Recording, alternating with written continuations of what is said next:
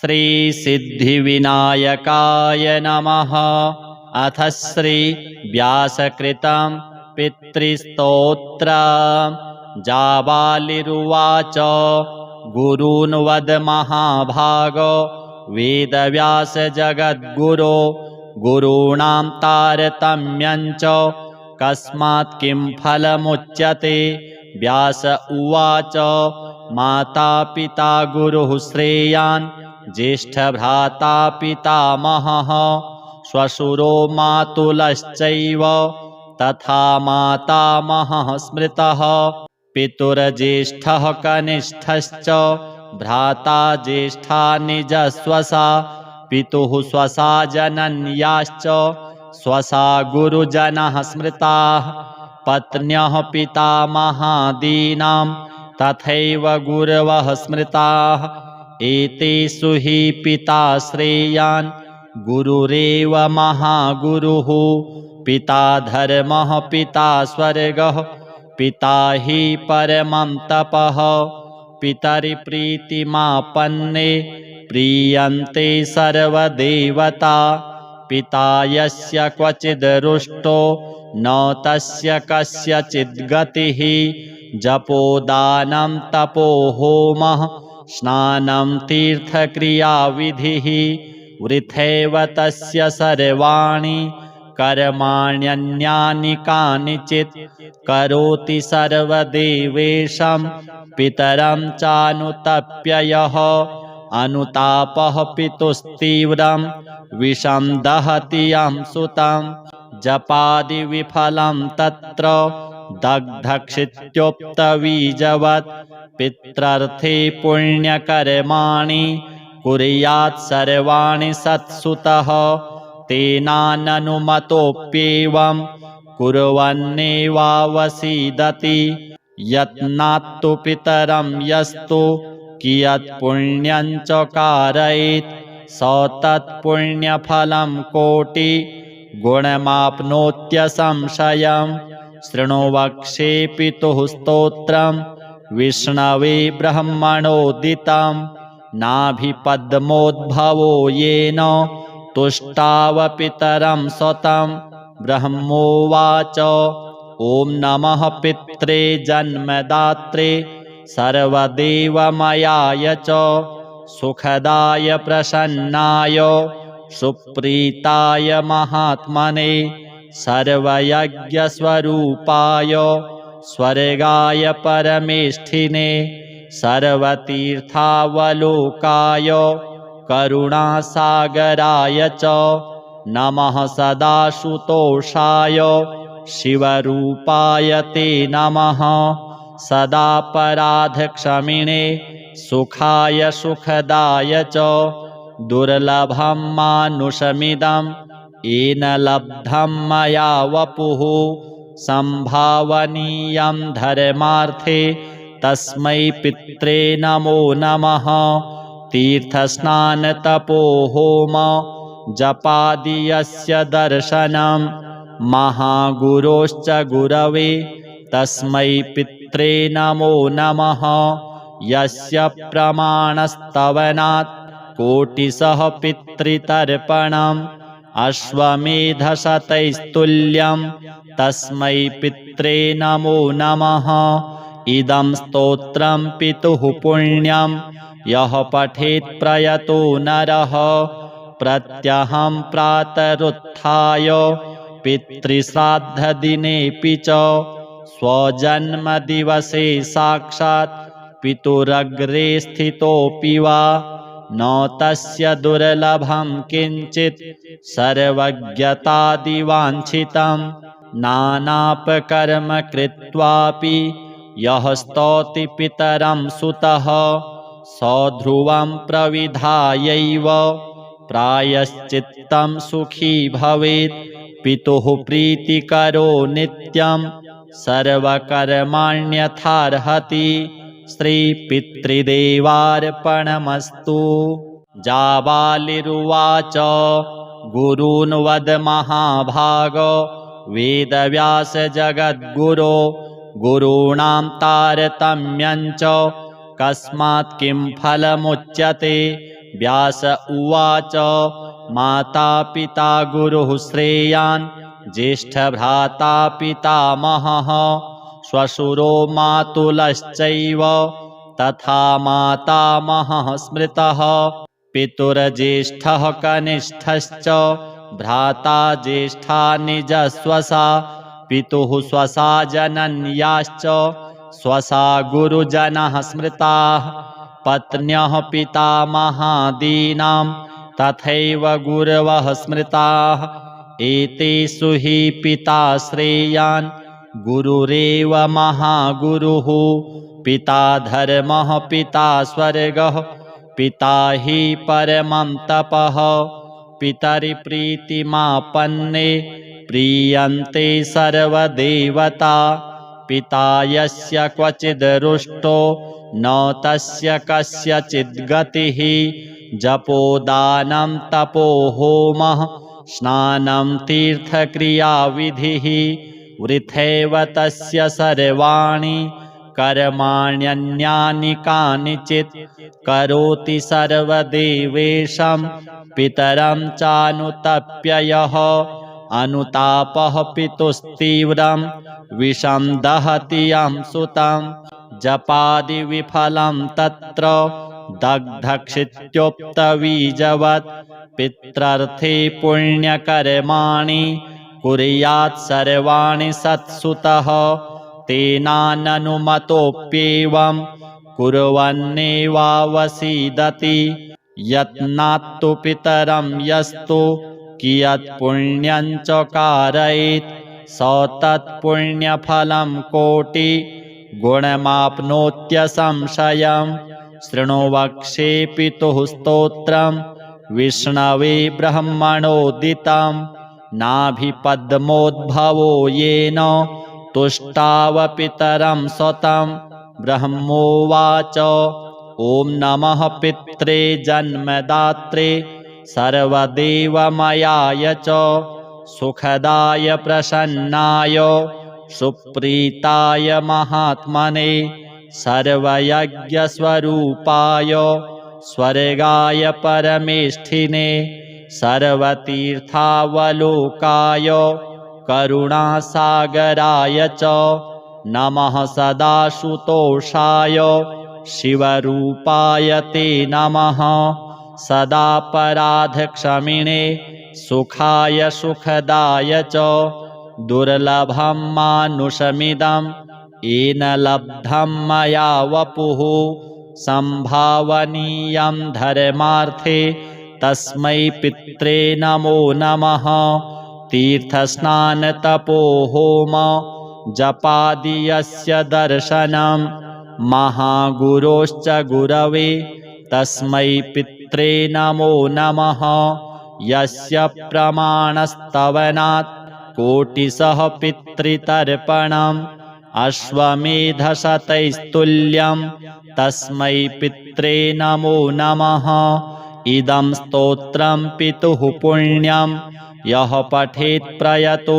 नरः प्रत्यहं प्रातरुत्थाय पितृश्राद्धदिनेऽपि च स्वजन्मदिवसे साक्षात् पितुरग्रे स्थितोऽपि वा न तस्य दुर्लभं किञ्चित् सर्वज्ञतादिवाञ्छितं नानापकर्म कृत्वापि यः स्तौति पितरं सुतः सध्रुवं प्रविधायैव प्रायश्चित्तं सुखी भवेत् पितुः प्रीतिकरो नित्यं सर्वकर्माण्यथार्हति श्रीपितृदेवार्पणमस्तु।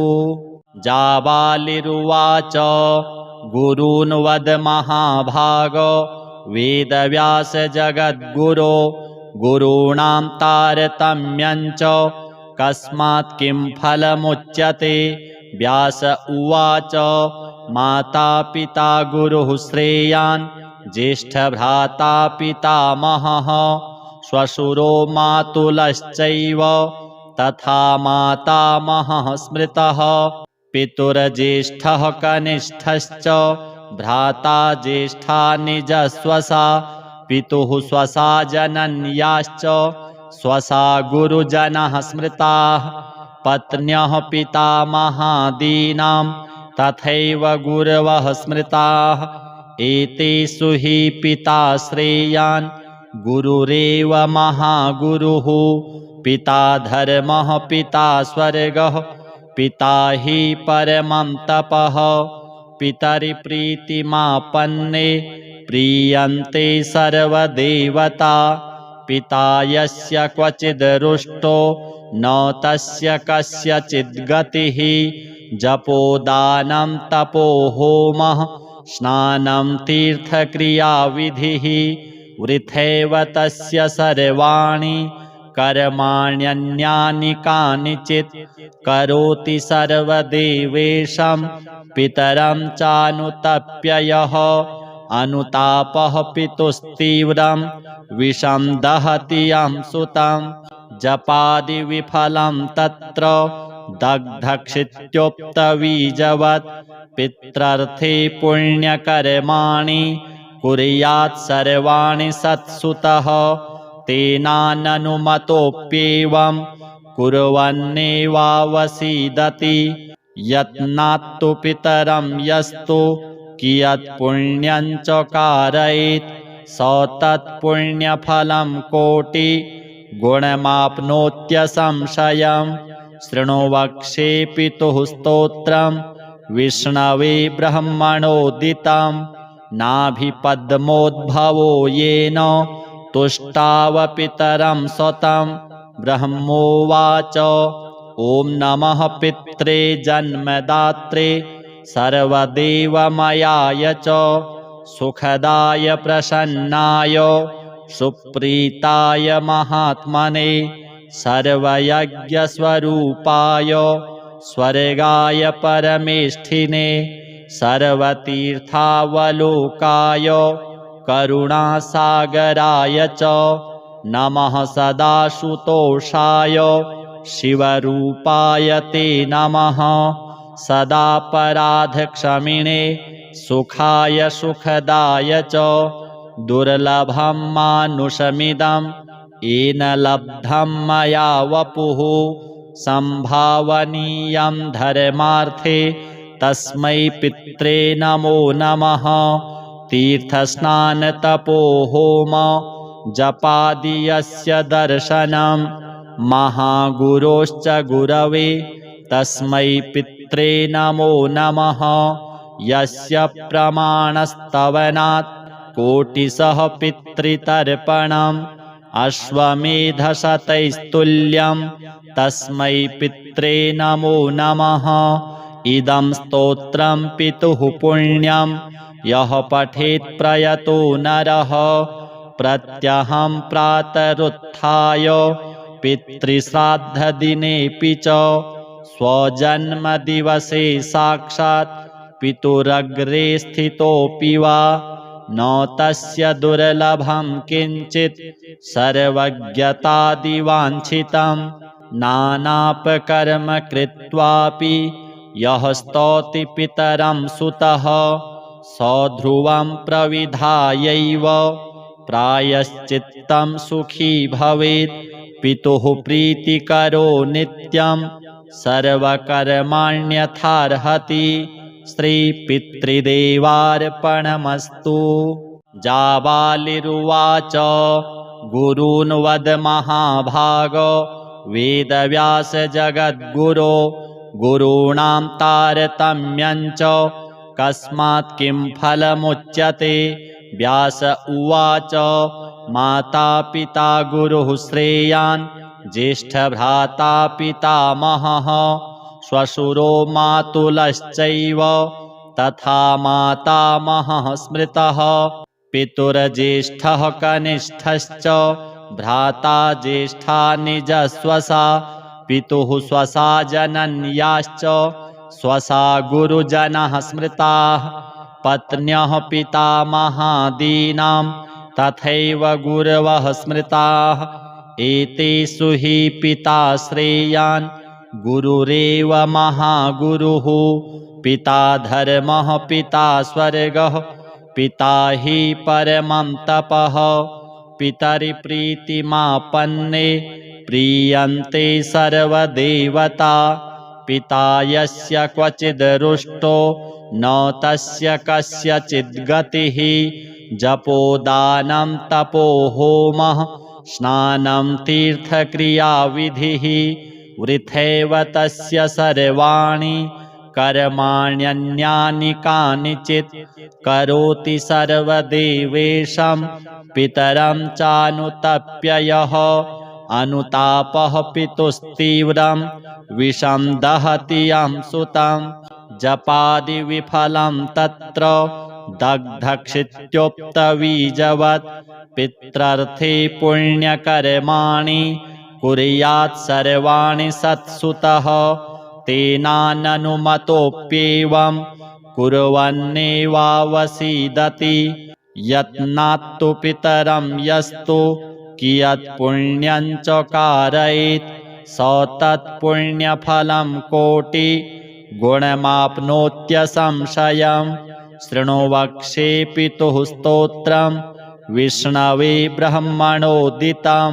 नाभिपद्मोद्भवो येन तुष्टावपितरं स्वतं। ब्रह्मोवाच ॐ नमः पित्रे जन्मदात्रे सर्वदेवमयाय च। सुखदाय प्रसन्नाय सुप्रीताय महात्मने। सर्वयज्ञस्वरूपाय स्वर्गाय परमेष्ठिने। सर्वतीर्थावलोकाय करुणासागराय च। नमः सदाशुतोषाय शिवरूपाय ते नमः। सदापराधक्षमिणे सुखाय सुखदाय च। दुर्लभं मानुषमिदं येन लब्धं मया वपुः। संभावनीयं धर्मार्थे तस्मै पित्रे नमो नमः। तीर्थस्नानतपो होम जपादि यस्य दर्शनं। महागुरोश्च गुरवे तस्मै पित्रे नमो नमः। यस्य प्रमाणस्तवनात् कोटिशः पितृतर्पणम्। अश्वमेधशतैस्तुल्यं तस्मै पित्रे नमो नमः। इदं स्तोत्रं पितुः पुण्यं यः पठेत् प्रयतो नरः। प्रत्यहं प्रातरुत्थाय पितृश्राद्धदिनेऽपि च स्वजन्मदिवसे साक्षात् पितुरग्रे स्थितोऽपि वा न तस्य दुर्लभं किञ्चित् सर्वज्ञतादिवाञ्छितं। नानापकर्म कृत्वापि यः स्तौति पितरं सुतः सध्रुवं प्रविधायैव प्रायश्चित्तं सुखी भवेत्। पितुः प्रीतिकरो नित्यं सर्वकर्माण्यथार्हति। श्रीपितृदेवार्पणमस्तु। जाबालिरुवाच गुरून् वद महाभाग वेदव्यास जगद्गुरो। गुरूणां तारतम्यं च कस्मात् किं फलमुच्यते।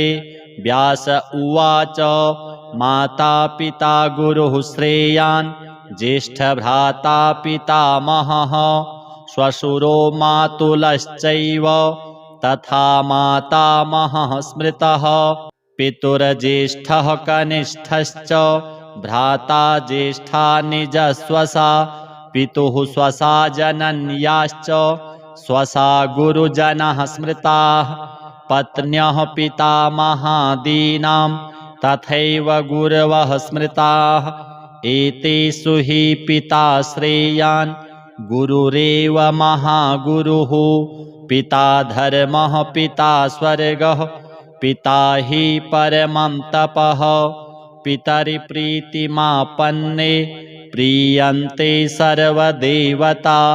पिता यस्य क्वचिदरुष्टो न तस्य कस्यचिद्गतिः। जपोदानं तपो होमः स्नानं तीर्थक्रियाविधिः। वृथैव तस्य सर्वाणि कर्माण्यन्यानि कानिचित् करोति सर्वदेवेशं पितरं चानुतप्य यः अनुतापः पितुस्तीव्रं विषं दहति यं सुतं जपादिविफलं तत्र दग्धक्षित्योक्तबीजवत् पित्रर्थे पुण्यकर्माणि कुर्यात् सर्वाणि सत्सुतः तेनाननुमतोऽप्येवं कुर्वन्नेवावसीदति यत्नात्तु पितरं यस्तु कियत्पुण्यं च कारयेत् स तत्पुण्यफलं कोटि गुणमाप्नोत्यसंशयम् शृणु वक्ष्ये पितुः स्तोत्रं विष्णवे ब्रह्मणोदितं नाभिपद्मोद्भवो येन तुष्टावपितरं सतं ब्रह्मोवाच ॐ नमः पित्रे जन्मदात्रे सर्वदेवमयाय च सुखदाय प्रसन्नाय सुप्रीताय महात्मने सर्वयज्ञस्वरूपाय स्वर्गाय परमेष्ठिने सर्वतीर्थावलोकाय करुणासागराय च नमः सदाशुतोषाय शिवरूपाय ते नमः सदापराधक्षमिणे सुखाय सुखदाय च दुर्लभं मानुषमिदं येन लब्धं मया वपुः संभावनीयं धर्मार्थे तस्मै पित्रे नमो नमः तीर्थस्नानतपोहोम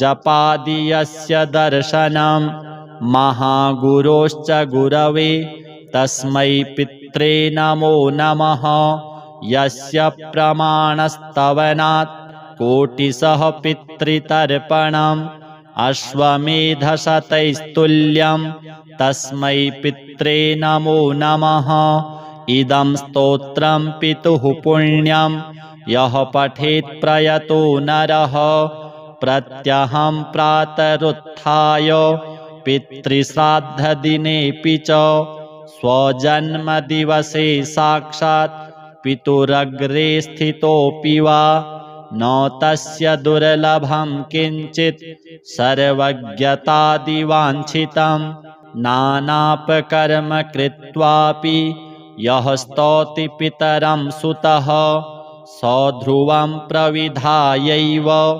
प्रायश्चित्तं सुखी भवेत् पितुः प्रीतिकरो नित्यं सर्वकर्माण्यथार्हति श्रीपितृदेवार्पणमस्तु। जाबालिरुवाच गुरून् वद महाभाग वेदव्यास जगद्गुरो गुरूणां तारतम्यं च कस्मात् किं फलमुच्यते। व्यास उवाच माता पिता गुरुः श्रेयान् ज्येष्ठभ्राता पितामहः श्वशुरो मातुलश्चैव तथा मातामहः स्मृतः पितुर्ज्येष्ठः कनिष्ठश्च भ्राता ज्येष्ठा निजस्वसा पितुः स्वसा जनन्याश्च स्वसा गुरुजनः स्मृताः पत्न्यः पितामहादीनां तथैव गुरवः स्मृताः एतेषु हि पिता श्रेयान् गुरुरेव महागुरुः पिता धर्मः पिता स्वर्गः पिता हि परमं तपः पितरिप्रीतिमापन्ने प्रीयन्ते सर्वदेवता पिता यस्य क्वचिदरुष्टो न तस्य कस्यचिद् गतिः जपोदानं तपोहोमः स्नानं तीर्थक्रियाविधिः वृथैव तस्य सर्वाणि कर्माण्यन्यानि कानिचित् करोति सर्वदेवेशं पितरं चानुतप्य यः अनुतापः पितुस्तीव्रं विषं दहति यं सुतं जपादिविफलं तत्र दग्धक्षित्योक्तबीजवत् पित्रर्थे पुण्यकर्माणि कुर्यात् सर्वाणि सत्सुतः तेनाननुमतोऽप्येवं कुर्वन्नेवावसीदति यत्नात्तु पितरं यस्तु कियत् पुण्यं च कारयेत् स तत्पुण्यफलं कोटि गुणमाप्नोत्यसंशयं शृणु वक्ष्ये पितुः स्तोत्रं विष्णवे ब्रह्मणोदितं नाभिपद्मोद्भवो येन तुष्टावपितरं सतं ब्रह्मोवाच ॐ नमः पित्रे जन्मदात्रे सर्वदेवमयाय च सुखदाय प्रसन्नाय सुप्रीताय महात्मने सर्वयज्ञस्वरूपाय स्वर्गाय परमेष्ठिने सर्वतीर्थावलोकाय करुणासागराय च नमः सदाशुतोषाय शिवरूपाय ते नमः सदापराधक्षमिणे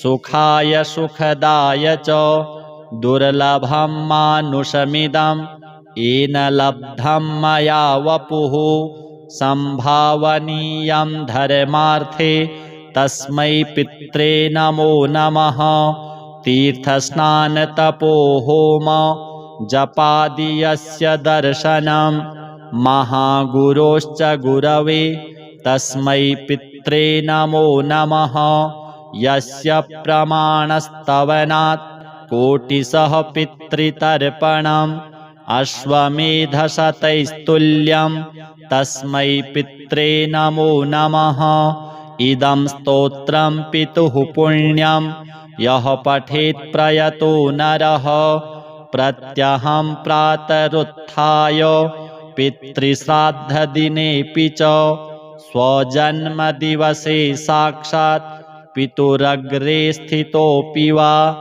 न तस्य दुर्लभं किञ्चित् सर्वज्ञतादिवाञ्छितं नानापकर्म कृत्वापि यः स्तौति पितरं सुतः सध्रुवं प्रविधायैव प्रायश्चित्तं सुखी भवेत् पितुः प्रीतिकरो नित्यं सर्वकर्माण्यथार्हति श्रीपितृदेवार्पणमस्तु।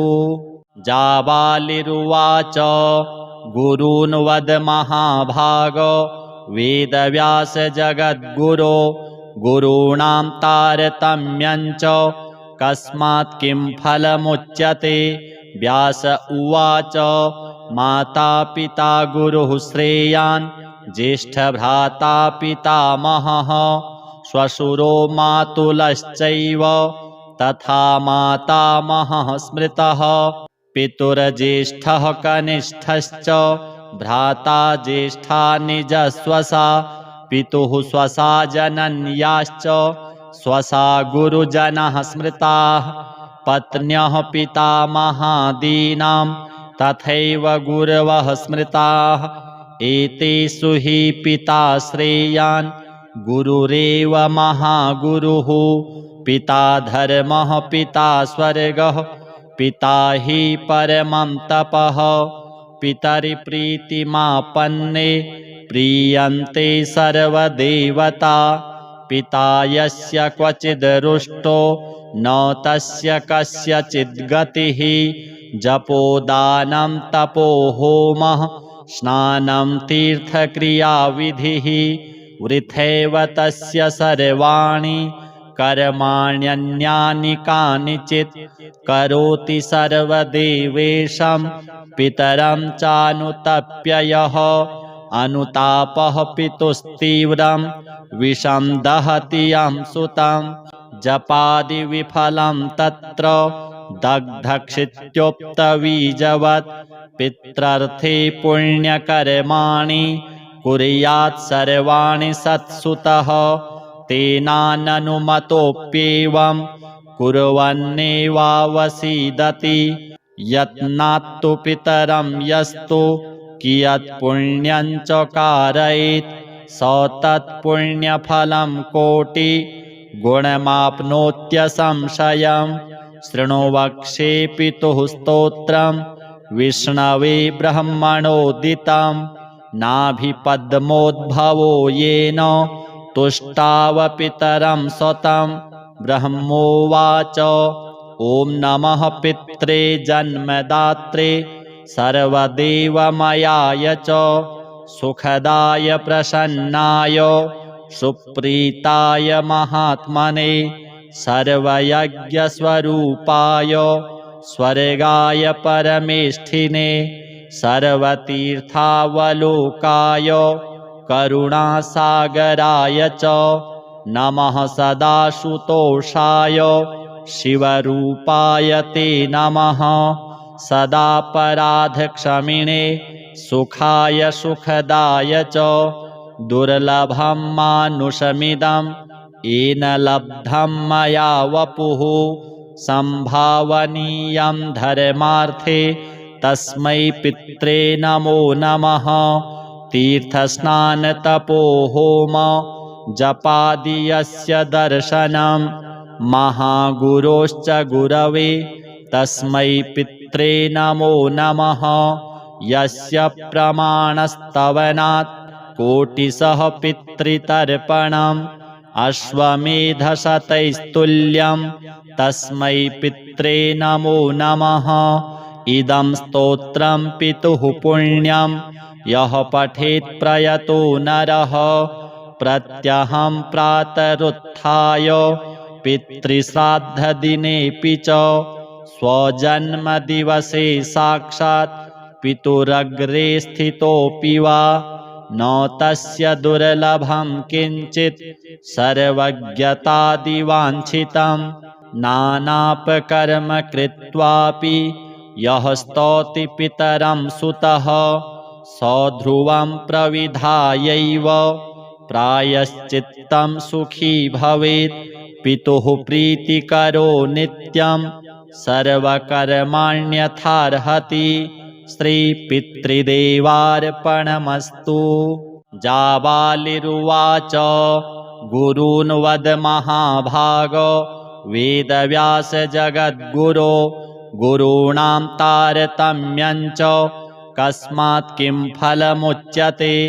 व्यास उवाच माता पिता गुरुः श्रेयान् ज्येष्ठभ्राता पितामहः श्वशुरो मातुलश्चैव तथा मातामहः स्मृतः पितुर्ज्येष्ठः कनिष्ठश्च भ्राता ज्येष्ठा निजस्वसा पितुः स्वसा जनन्याश्च स्वसा गुरुजनः स्मृताः पत्न्यः पितामहादीनां तथैव गुरवः स्मृताः एतेषु हि पिता श्रेयान् गुरुरेव महागुरुः पिता धर्मः पिता स्वर्गः पिता हि परमं तपः पितरिप्रीतिमापन्ने प्रीयन्ते सर्वदेवता पिता यस्य क्वचिद् रुष्टो न तस्य कस्यचिद् गतिः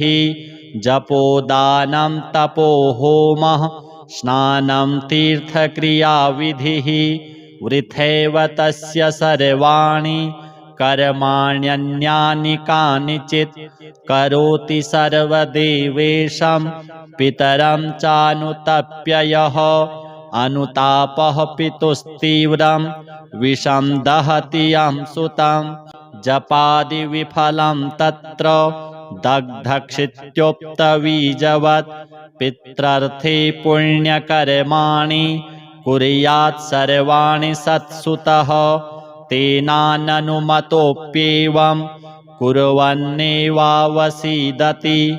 यत्नात्तु पितरं यस्तु कियत् पुण्यं च कारयेत् स तत्पुण्यफलं कोटि गुणमाप्नोत्यसंशयम् शृणु वक्षे पितुः स्तोत्रम् विष्णवे ब्रह्मणोदितं नाभिपद्मोद्भवो येन तुष्टावपितरं स्वतं ब्रह्मोवाच ॐ नमः पित्रे जन्मदात्रे सर्वदेवमयाय च सुखदाय प्रसन्नाय सुप्रीताय महात्मने सर्वयज्ञस्वरूपाय स्वर्गाय परमेष्ठिने सर्वतीर्थावलोकाय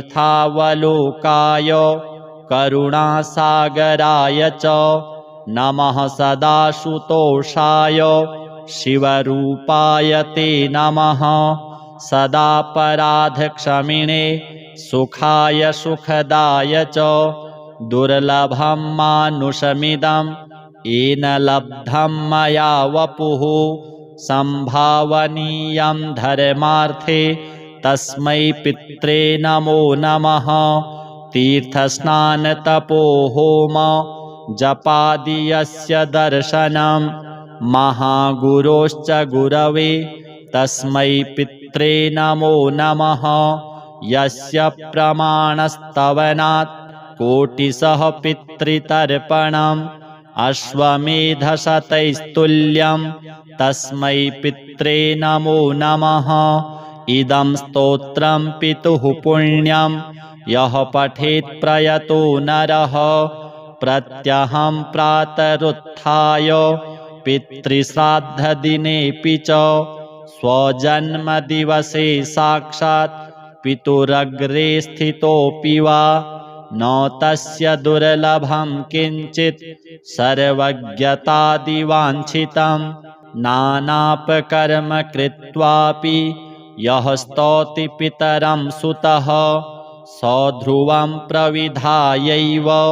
प्रायश्चित्तं सुखी भवेत् पितुः प्रीतिकरो नित्यं सर्वकर्माण्यथार्हति श्रीपितृदेवार्पणमस्तु।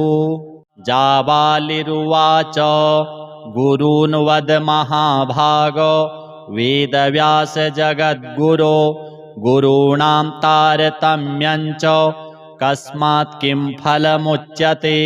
व्यास उवाच माता पिता गुरुः श्रेयान् ज्येष्ठभ्राता पितामहः श्वशुरो मातुलश्चैव तथा मातामहः स्मृतः पितुर्ज्येष्ठः कनिष्ठश्च भ्राता ज्येष्ठा निजस्वसा पितुः स्वसा जनन्याश्च स्वसा गुरुजनः स्मृताः पत्न्यः पितामहादीनां तथैव गुरवः स्मृताः एतेषु हि पिता श्रेयान् गुरुरेव महागुरुः पिता धर्मः पिता स्वर्गः पिता हि परमं तपः पितरिप्रीतिमापन्ने प्रीयन्ते सर्वदेवता पिता यस्य क्वचिद् रुष्टो न तस्य कस्यचिद् गतिः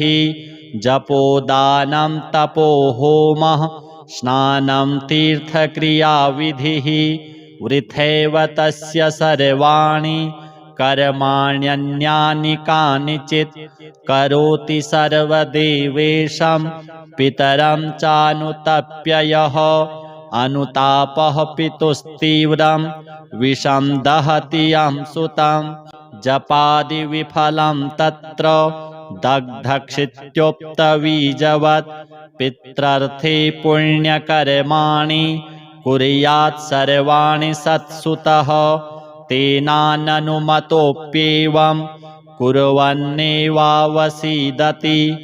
यत्नात्तु पितरं यस्तु कियत् पुण्यं च कारयेत् स तत्पुण्यफलं कोटि गुणमाप्नोत्यसंशयम् शृणु वक्ष्ये पितुः स्तोत्रम् विष्णवे ब्रह्मणोदितं नाभिपद्मोद्भवो येन तुष्टावपितरं स्वतं ब्रह्मोवाच ॐ नमः पित्रे जन्मदात्रे सर्वदेवमयाय च सुखदाय प्रसन्नाय सुप्रीताय महात्मने सर्वयज्ञस्वरूपाय स्वर्गाय परमेष्ठिने सर्वतीर्थावलोकाय करुणासागराय च नमः सदाशुतोषाय शिवरूपाय ते नमः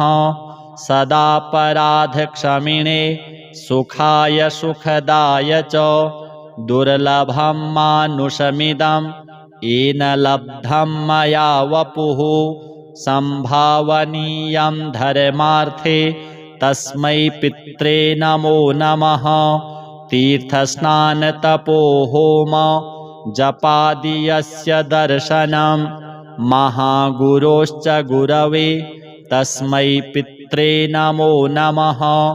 यस्य प्रमाणस्तवनात् कोटिशः पितृतर्पणम् अश्वमेधशतैस्तुल्यं तस्मै पित्रे नमो नमः।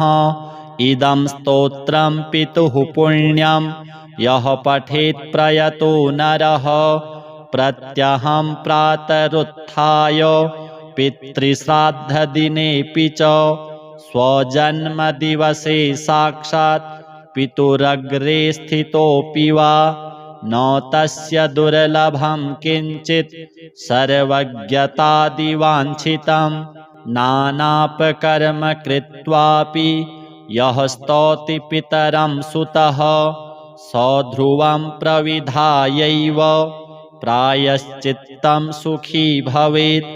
पितुः प्रीतिकरो नित्यं सर्वकर्माण्यथार्हति श्रीपितृदेवार्पणमस्तु। जाबालिरुवाच गुरून् वद महाभाग वेदव्यास जगद्गुरो गुरूणां तारतम्यञ्च कस्मात् किं फलमुच्यते।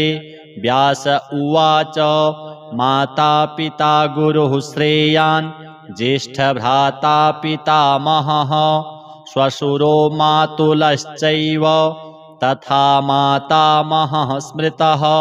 पितुर्ज्येष्ठः कनिष्ठश्च भ्राता ज्येष्ठा निजस्वसा पितुः स्वसा जनन्याश्च स्वसा गुरुजनः स्मृताः। पत्न्यः पितामहादीनां तथैव गुरवः स्मृताः। एतेषु हि पिता श्रेयान् गुरुरेव महागुरुः। पिता धर्मः पिता स्वर्गः पिता हि परमं तपः। पितरिप्रीतिमापन्ने प्रीयन्ते सर्वदेवता। पिता यस्य क्वचिद् न तस्य कस्यचिद् गतिः।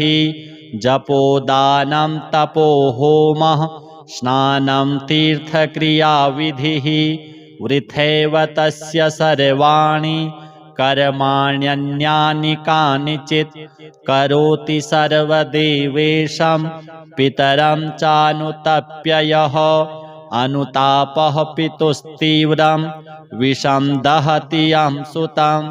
जपादि विफलं तत्र दग्धक्षित्योक्तबीजवत् पित्रार्थे पुण्यकर्माणि कुर्यात् सर्वाणि सत्सुतः। तेनाननुमतोऽप्येवं कुर्वन्नेवावसीदति यत्नात्तु पितरं यस्तु कियत् पुण्यं च कारयेत् स तत्पुण्यफलं कोटि गुणमाप्नोत्यसंशयम्। शृणु वक्ष्ये पितुः स्तोत्रं विष्णवे ब्रह्मणोदितं नाभिपद्मोद्भवो येन तुष्टावपितरं स्वतं। ब्रह्मोवाच ॐ नमः पित्रे जन्मदात्रे सर्वदेवमयाय च सुखदाय प्रसन्नाय सुप्रीताय महात्मने सर्वयज्ञस्वरूपाय स्वर्गाय परमेष्ठिने सर्वतीर्थावलोकाय करुणासागराय च नमः। सदाशुतोषाय शिवरूपाय ते नमः। सदापराधक्षमिणे सुखाय सुखदाय च दुर्लभं मानुषमिदं येन लब्धं मया वपुः संभावनीयं धर्मार्थे तस्मै पित्रे नमो नमः। तीर्थस्नानतपो होम जपादि यस्य दर्शनं महागुरोश्च गुरवे तस्मै पित्रे नमो नमः। यस्य प्रमाणस्तवनात् कोटिशः पितृतर्पणम् अश्वमेधशतैस्तुल्यं तस्मै पित्रे नमो नमः। इदं स्तोत्रं पितुः पुण्यं यः पठेत् प्रयतो नरः प्रत्यहं प्रातरुत्थाय पितृश्राद्धदिनेऽपि च स्वजन्मदिवसे साक्षात् पितुरग्रे स्थितोऽपि वा न तस्य दुर्लभं किञ्चित् सर्वज्ञतादिवाञ्छितं नानापकर्म कृत्वापि यः स्तौति पितरं सुतः सध्रुवं प्रविधायैव प्रायश्चित्तं सुखी भवेत्। पितुः प्रीतिकरो नित्यं सर्वकर्माण्यथार्हति श्रीपितृदेवार्पणमस्तु। जाबालिरुवाच गुरून् वद महाभाग वेदव्यास जगद्गुरो गुरूणां तारतम्यञ्च कस्मात् किं फलमुच्यते। व्यास उवाच माता पिता गुरुः श्रेयान् ज्येष्ठभ्राता पितामहः श्वशुरो मातुलश्चैव तथा मातामहः स्मृतः। पितुर्ज्येष्ठः कनिष्ठश्च भ्राता ज्येष्ठा निजस्वसा पितुः स्वसा जनन्याश्च स्वसा गुरुजनः स्मृताः। पत्न्यः पितामहादीनां तथैव गुरवः स्मृताः। एतेषु हि पिता श्रेयान् गुरुरेव महागुरुः। पिता धर्मः पिता स्वर्गः पिता हि परमं तपः। पितरिप्रीतिमापन्ने प्रीयन्ते सर्वदेवता। पिता यस्य क्वचिद्रुष्टो न तस्य कस्यचिद् गतिः। जपोदानं तपो होमः स्नानं तीर्थक्रियाविधिः वृथैव तस्य सर्वाणि कर्माण्यन्यानि कानिचित्। करोति सर्वदेवेशं पितरं चानुतप्य यः अनुतापः पितुस्तीव्रं विषं दहति यं सुतं। जपादि विफलं तत्र दग्धक्षित्योक्तबीजवत् पित्रर्थे पुण्यकर्माणि कुर्यात् सर्वाणि सत्सुतः। तेनाननुमतोऽप्येवं कुर्वन्नेवावसीदति। यत्नात्तु पितरं यस्तु कियत् पुण्यं च कारयेत् स तत्पुण्यफलं कोटि गुणमाप्नोत्यसंशयम्। शृणु वक्ष्ये पितुः स्तोत्रं विष्णवे ब्रह्मणोदितं। नाभिपद्मोद्भवो येन तुष्टाव पितरं स्वतं।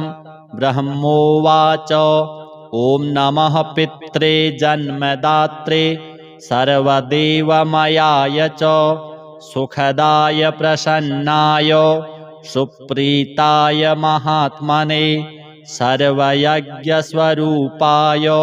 स्वर्गाय परमेष्ठिने सर्वतीर्थावलोकाय करुणासागराय च नमः। सदाशुतोषाय शिवरूपाय ते नमः।